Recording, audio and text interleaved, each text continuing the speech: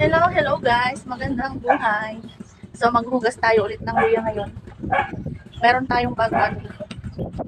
12 sack ito guys. So hugasan natin.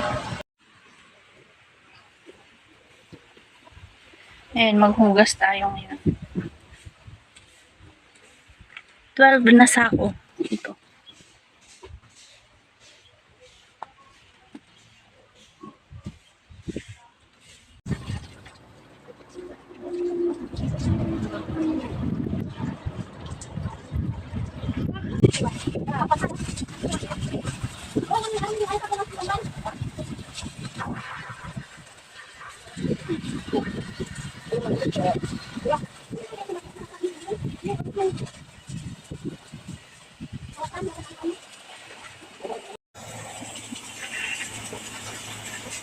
Labas tayo ng luya guys.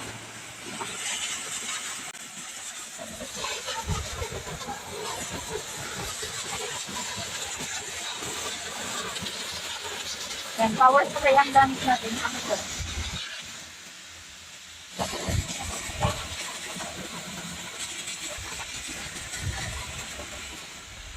Big size. Ganito ang gusto ng mga buyer, malalaki ang mapano.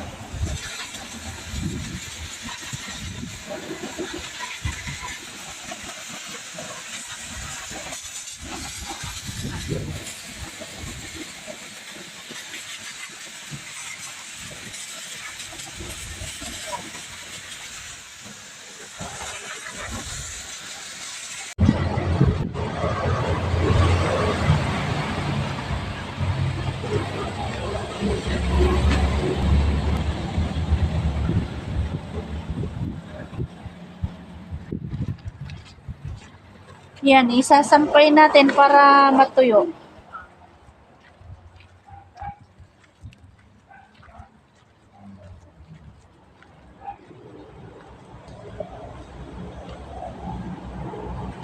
Yan, para hindi basa kapag pinlastik na natin. Ito, malaki ito guys. Ayan.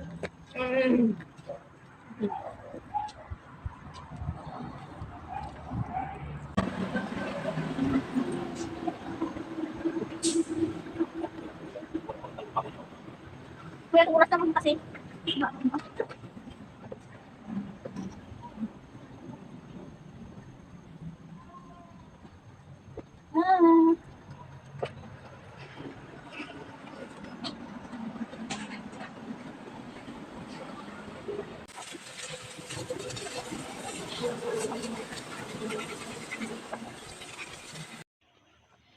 Ayan, gabi na guys. Meron pa tayong hindi natatapos. Mga 2 sako pa yan. So, itutuloy na lang natin bukas. Tapos, ito yung sinampay natin. Hinahakot natin doon sa i-imbak natin dito. Ayan. Dito natin nilagay yung mga natuyo na. Tapos, i-impake natin yan pag bebenta na. Ayan guys, dito natin inimbak yung mga natuyo na. So ito ipa-plastic na natin to mamaya guys. Kasi ikakarga natin ng mamayang hapon. Ibibiyahe kasi ito sa sa bagsakan ng gulay bukas ng maaga, mga alas 3, alas 4, ganun. Para pagdating na doon, tayo ang maagang nagbiyahe ng gulay. Kasi meron din yung ibang buyer ng mga gulay na maaga sila nagpupunta.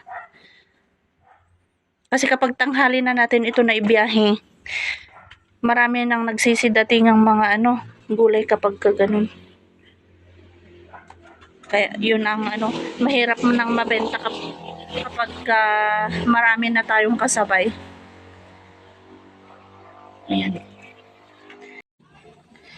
Ayan guys, papakita ko sa inyo itong resibo ng nabenta nating luya. So tinakpan ko lang guys kasi may number dyan. yung pwesto na pinagbentahan natin. So, ito guys, yung BMS SSM2. Ito po ay big, medium, small SS, mugmug. Ang mugmug po yung mga ganito lang. Ganito kalalaki, yung ganyan. Ayan. So, ito po yung timbang nung natin. Yung nahugasan natin. 34, 32, 30. So, ayan. Yung bayad po ng big natin ng 1 kilo guys ay ayan 77. Tapos sa medium ay 68 per kilo. Ayan 68 per kilo. Tapos yung small ay kinuha ng 62. Yung SS 53. Ito na yung mga maliliit 45. Tapos, ito guys yung total ng bayad niya. Niles na po natin yung pamasahe. Pamasahe nung sasakyan na naghatid po doon sa may bagsakan ng mga gulay. So, ang pamasahe ay 785. So, ayan guys, yung bayad ng luya natin. Yan po ay yung 10 sacks po yata yun kasi bale 12 na sako yung pinahakot po natin dito. Tapos may hindi po kami nahugasan na 2 sako. And so parang 10 sacks lang yun. So ito po yun. Tapos ito naman yung resibo nung una nating nahugasang luya, yung una nating naibenta. So hindi ko na isama itong resibo nung na-upload ko yung video. So yun lang guys. Thank you very much.